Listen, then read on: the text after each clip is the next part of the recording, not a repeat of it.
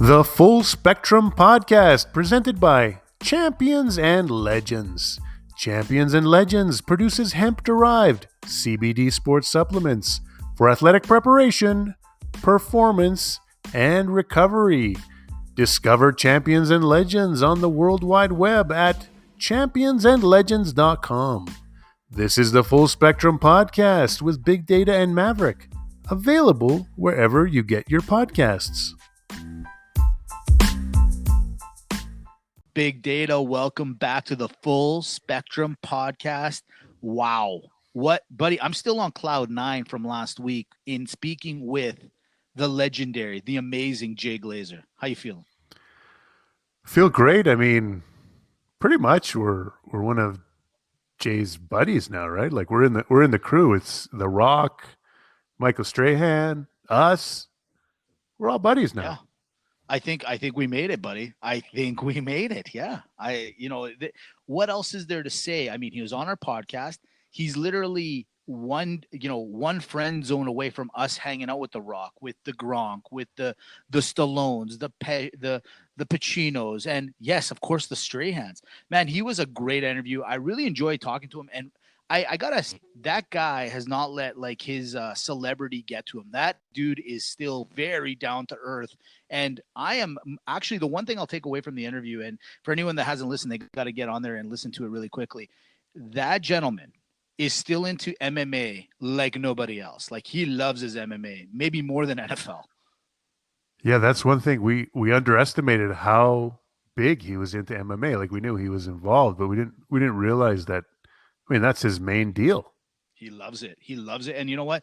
What do they say? When you love what you do, it's easy, right? And he's still entrenched in it. He still does it. He still trains NFL guys in it as a way of conditioning for the upcoming seasons. It's, you know what? Great guy. And if you haven't listened to the podcast, I really highly, highly recommend get in there, listen to it. Speaking of what got Jay Glazer outside of the MMA on the map, it's NFL. Let's start right away because some huge things have come down the pipe, Big Data. Let's start with a little J.J. Watt. Yeah, well, I mean, if we had Jay on a couple days earlier, I'm sure he would have broke the story on our podcast, likely. Probably. I mean, that's what I'm thinking. Well, JJ to the Cardinals. Let's run through some numbers, Maverick. What do you think? Oh, sure. Go ahead, man. 2 years, $31 million with a $23 million guarantee. He's 31 years old. He played 16 games last season. He last played 16 games in 2018. So basically, he has a bit of a rap lately as an injured guy. He's missed a lot of time in 3 of his 11 seasons, which actually is not that bad. Let's go to last season. 5 sacks, 1 interception, 2 fumble recoveries, 17 QB hits, 14 tackles for loss. And according to Pro Football Outsiders, he's playing at about 1/3 of his peak output from the 2014-2015 season. So a lot of money for the Cardinals. Surprising that JJ, he was looking to get paid as opposed to looking to go to a team more ready to win a championship. Now, the Cardinals are a contender, but man, that NFC West is a tough division to come out of.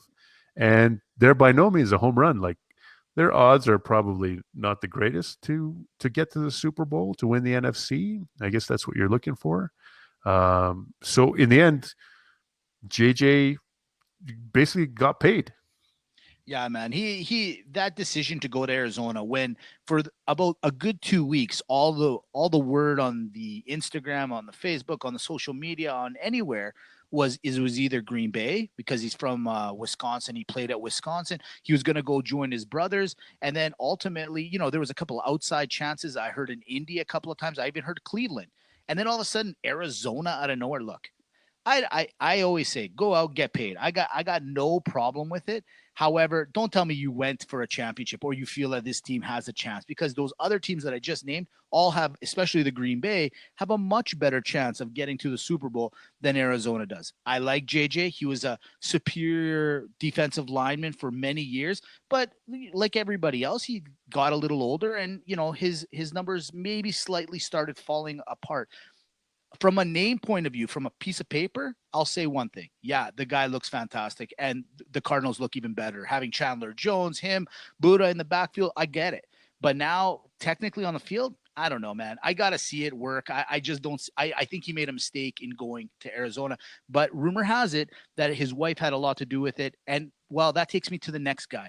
The word on the street, it just came down today, is that Russell has turned around and said, hey, Seattle, look, I love you guys. We've been to the Super Bowl twice. I won one for you. I kind of threw the other one away at the last minute. Not a big deal. I'm not a big deal. Let's move around. Let me look around. And he's named 4 to 5 teams that he wouldn't mind getting traded to: the Chicago Bears, the Las Vegas Raiders, the New Orleans Saints, the Miami Dolphins, and even there's an outside chance the Dallas Cowboys. Big Data, your thoughts on Russell moving away from Seattle? Yeah, I mean, is this really the year to complain that you've been getting hit a lot?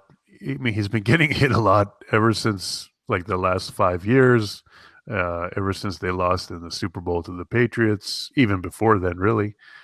So why is it an issue this year? It's an excuse.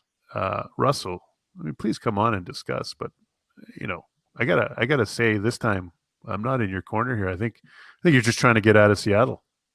Yeah, he's using, let's call it what it is. Sierra wants to go to the bigger markets. She's a singer, songwriter, all that stuff. So she wants to go to, I mean, Seattle's, from a music scene, it was, what Nirvana really is the biggest thing. Pearl Jam that came out of there. So not really her scene. I get it. Respect, whatever. So she wants to go. It's rainy up in Seattle. I get it. But to tell me right now, like, let's look at it really quickly. Las Vegas, is he really want to go to a crappy defense? Oh, wait, he already plays for that same team at Seattle. So we'll nix that one. They're not going there. New Orleans, he would look great in the gold and black. Here's the problem. They can't afford you. They're already over the luxury tax. And on top of it, they'd have to release a whole bunch of players. You ain't going there. That's not going to happen. Chicago, come on now. What are you going to do in Chicago? You got some of the best wide receivers over in Seattle. Their defense is good, but, Chicago, it's cold. I don't see it. Miami, okay, now we're talking. Maybe that team's a couple of draft picks away from being superior. I could see it. But man, the team that really could use him, and I feel like it's just a beautiful fit. I've said it before on this podcast. Dallas Cowboys. And here's the thing. Let's move over to the Dallas situation. You got Dak now. They're going to franchise tag him. 38 million is what he's expected to get to be franchised again this year. And he's complaining. He's gone out and said, hey, I want Mahomes' money. My worry is that when he injured his leg, did he maybe get hit in the head as well, Big Data? Here's the deal. If Dallas was any good at managing their cap, maybe they'd have a chance to pull something off. But with the amount of dead money they have and all the issues they have with their cap, I think there's no chance that they could get Russell. They don't have the capital to do it. They don't have the cap room to do it. I think it's a no-go. You know what? I'll slightly disagree with you. I agree the dead money, and I heard that earlier today, as somebody was rambling about the money. But you know what, man? You're talking about Jerry Jones. You're talking about Mr. NFL. This guy will make that transaction happen. I am so confident that he's going to pull this off. And what he's going to do, it's going to be a swap. I'm telling you, Dak will go to Seattle and Russell will come to Dallas. It's a beautiful, everyone wins. And on top of it, you know who wins the most? Jerry. It's always Jerry. I was going to tell you, speaking of the Seattle music scene, Sir Mix-a-Lot retired in Seattle. I think I heard on a MTV Cribs episode. Well, no wonder Sierra wants out. You can't compete against that. You can't compete against it. You can't compete. From there, we go to everyone's favorite segment. We haven't heard it for a week. It's Driving the Lane with Big Data. All right. There's a lot going on in the NBA right now. All-star selections, coronavirus, all-star game in Atlanta. but I'm going to take you in a different direction. I've talked about this team a little bit before. I want to talk about them a little bit more. Let's take a deeper look at one of the worst teams in the NBA, the Sacramento Kings. Okay. Everyone's favorite. I That's know, Maverick. I know you're ready.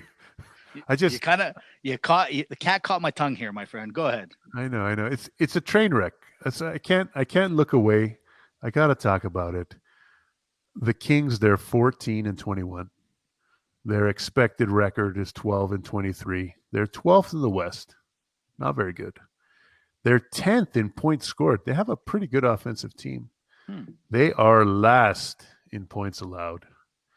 Their net ratings 26th, which is awful. There's this stat SRS. It's a rating that's adjusted for strength of schedule. So far, they're 24th. Again, bad. Their salary is $108 million this season. Sounds like quite a bit. That's 28th in the NBA in payroll. Oh, that is low. So, yeah, it's just some rudimentary stats, but let's focus on the real train wreck that it is, the defense. So their defensive rating is 120.3, which is the worst in the NBA. Now, let's put that in perspective. The best offensive rating so far this season, Maverick, the team you love this year the most, the Brooklyn Nets. Of course. So the Brooklyn Nets are scoring just at a historic pace, and their offensive rating is 119.8.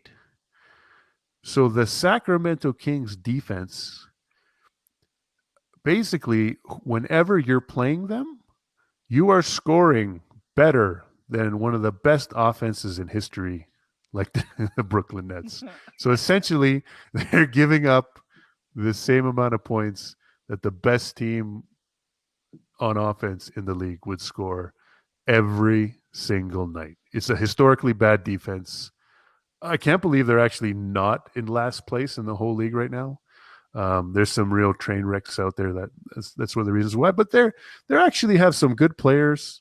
They're an exciting young team. Everyone wants them to be good, but I mean, their defense is so bad. I don't know how much longer they can keep Luke Walton at the helm with the defense being so bad. But it's so bad. It's such a train wreck. I just couldn't look away. I had to talk about it, Maverick. Yeah, fair enough. I respect it, and I'm that same guy. You can't avert your eyes sometimes to the train wreck that it is. With that being said, let me pick your brain a little bit. I was perusing the internets like I usually do, and on normal sites, I might add, and I found that LeBron and Kevin Durant were doing the All-Star selection day. Which, if there's one thing that the All-Star game has done in the last few years, this was great. I love that it doesn't matter if you're from the West or the East, you just have two captains and they can choose any of the players that were selected to the All-Star game. Love it. LeBron's team, I don't know if Kevin Durant got confused or if he thinks they can redo it, okay? But here's the starting lineup. And tell me if you've ever heard of a better starting lineup ever for an All-Star game. This is literally like you made your own video game. So LeBron James, being the captain, is obviously in the starting lineup. So you got LeBron. Then he goes and gets, with his first pick, he gets Giannis. Okay, makes sense. Right there, hey, that's a pretty powerful team. Then he goes and gets the Joker. He gets Luka D. He's got himself, as I said, and then he picks up Steph Curry. Tell me a better all-star starting five in the history of anything. This is the greatest team ever assembled, my friend. Put the brakes on, Maverick. Slow your roll. It's a great team, but let's get some context here.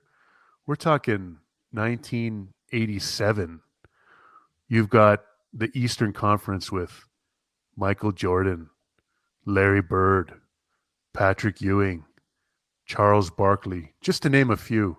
Right. I mean, there's been some incredible starting lineups in the East or the West. That's an amazing one, but the best ever, that's some tough territory there. Is it really? You know what? I've been on fire with the great debate lately. I dare you to come against me. And after what Jay said to you about analytics last week, I'm surprised you even showed up for this podcast today. I'm even surprised. You know what? I showed up because I've got something behind my rib cage. Just like Jay said, that's I've got that's something awesome. behind my rib cage. Now, here's another little thing that came out during the All Star picking by the two gentlemen. So you got Utah right now, the number one team in the West, and you've got the Phoenix Suns, the number two team in the West. And on the number one team, you've got Donovan Mitchell, you got Rudy Gobert, and they both got selected last individually. So they're going to be separated, but the two guys that are on the best team went last in the draft. Do you think that's a little bit of a signal sent out by LeBron and Kevin? I mean, I have to read into it a little bit. I mean, Rudy Gobert being picked last is no big deal. Like the All Okay, Star game great. is not about it's not about defense and blocking shots. And maybe they just don't speak French. Maybe that's one of the issues. Like Um, translators. Spider Mitchell going last, that is a slap in the face. I mean, after the playoffs he had last year, that great series against Denver where he averaged 36 points a game, he's playing great this year. Utah is the best team in the league so far, although, as we said a few weeks ago, it is a little inflated because they have been playing the East a lot so far. But still, an excellent year so far for Utah. So definitely slap in the face for Spider Mitchell. You know what? I'm wondering if those guys are all kind of rallying behind Shaquille O'Neal and everything like that. I just find it so weird because when Shaq kind of called out Mitchell, LeBron and Kevin were the first two to jump in and say, "Hey, man, what are you talking about? Like, lay off the guy." And then they pick him last. I'm telling you, I have to look into this. This is crazy to me. I find that so compelling and so weird. But from there, you know what, Big Data, the biggest tournament, the greatest tournament, let's call it what it is, it truly is coming up. A little NCAA March Madness just around the corner. I've always said it, March, it's the most wonderful time of the year. For me, it's like Christmas. NCAA, you've got all the conference tournaments, you've got everyone, trying to find their way into the tournament to improve their seeds.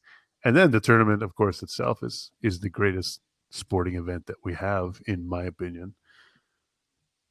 Let's start with the top three teams. Actually, let's just talk So, about the top three teams. okay, let's start with a little Baylor. Give me a little Baylor action right now. So Baylor, undefeated. They went into a COVID pause. They came out of the COVID pause, and they promptly dropped the game on Saturday to Kansas. It was at Kansas. Baylor is the best defense in college. They also are the top 3-point shooting team in college. They shoot over 40% as a team from three. And they went ahead and they went 6 for 26 from the 3-point line. Overall, they only shot 35%, and they looked rusty. They came back Tuesday night. They had a big overtime win versus West Virginia. Back to 40% from three. They went 13 for 31. They shot 51% overall. Now, their defense was looked a little rusty against West Virginia. West Virginia is a good scoring team, but they're not the highest scoring team. They scored 89 on them. So, um, really good win. West Virginia is an excellent team. They're the only team this year that kept it close with Gonzaga.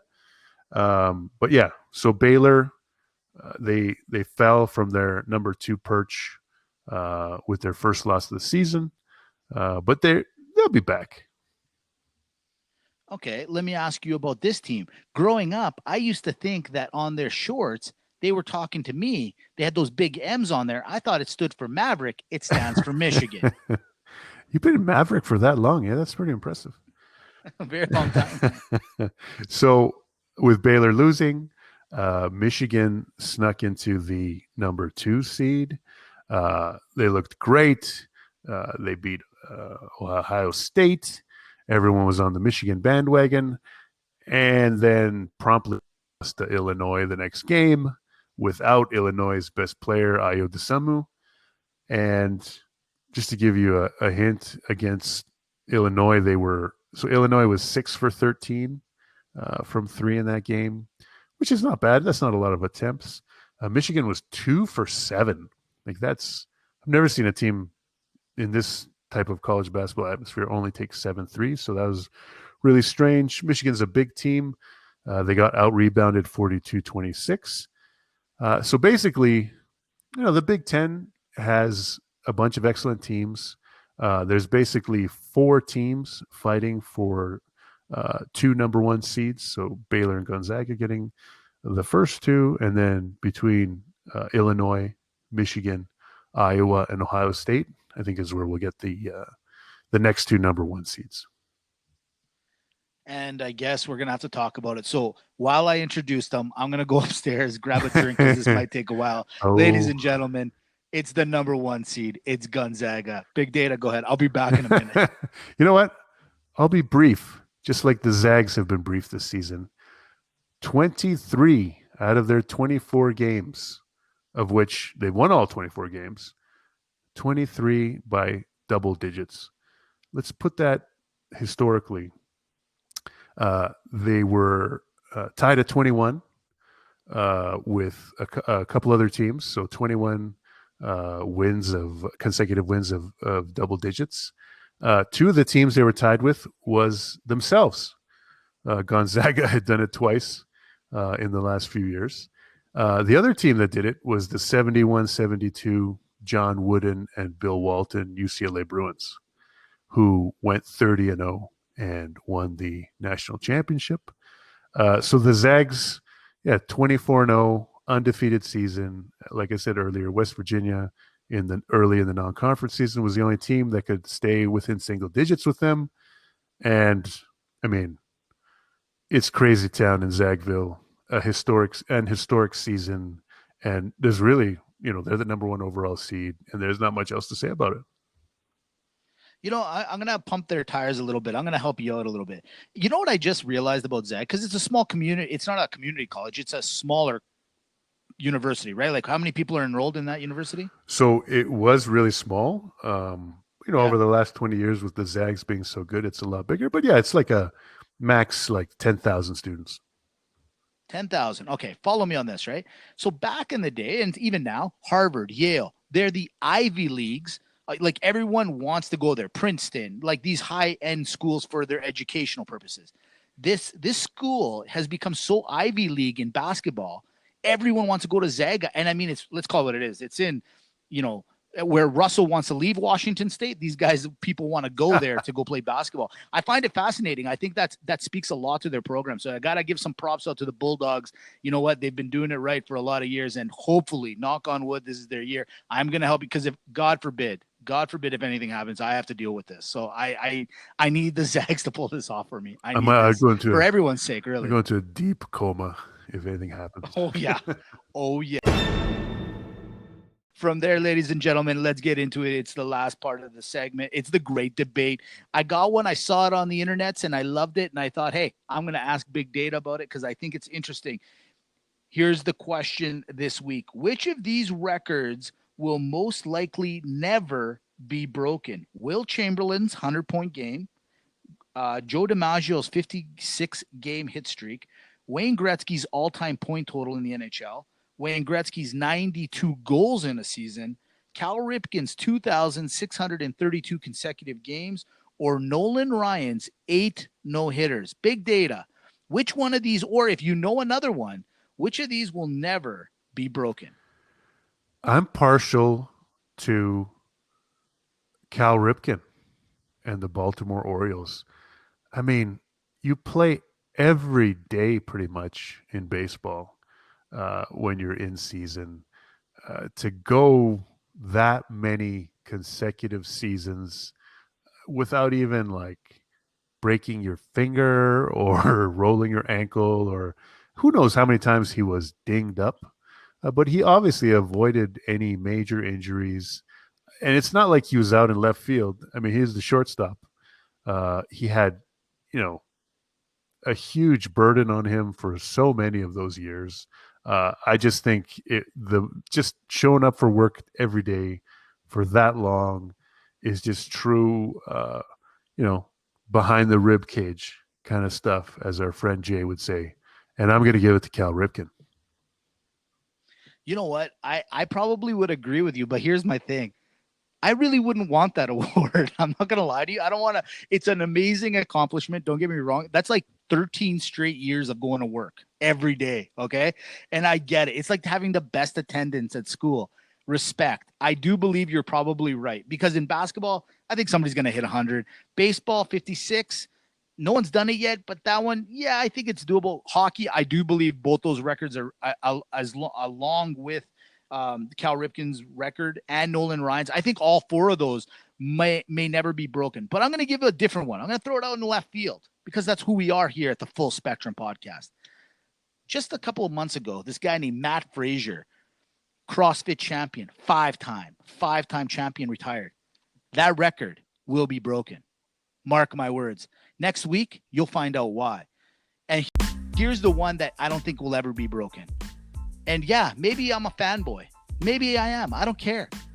99-yard Super Bowl interception, return for a touchdown, James Harrison, boom, there it is. That one will never be broken. I should have known. That's the one I should have known. There it is. There it is.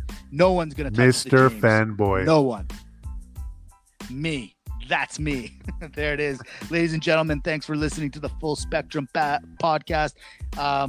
Fun time. It was great. And next week, get ready. We have, let's see, how can we cue this one up, Big Data? Thoughts on how we can tease this one a little bit? Let's just say, I mean, we did it for the listeners last week. We had Jay Glazer on. And hey, we have another special guest joining us next week.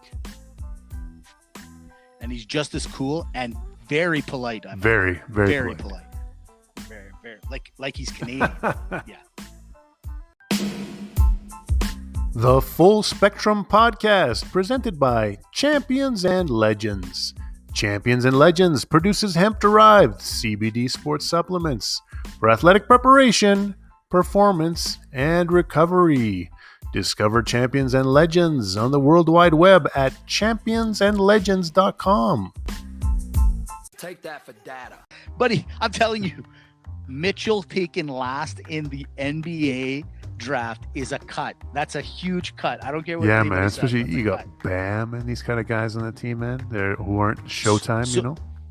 LeBron had a chance to take him. He took Sabonis instead of him, and that's how it ended. The last two guys. Well, you know, I love a Zag. Come on. I love it. Listen, I love the Sabonis too. I like him too. I love his dad. I like him. I get it. But Mitchell, come on. This is the All-Star. This isn't defense. This is an all-round game. This was all about points. This is all about points. Go Zags.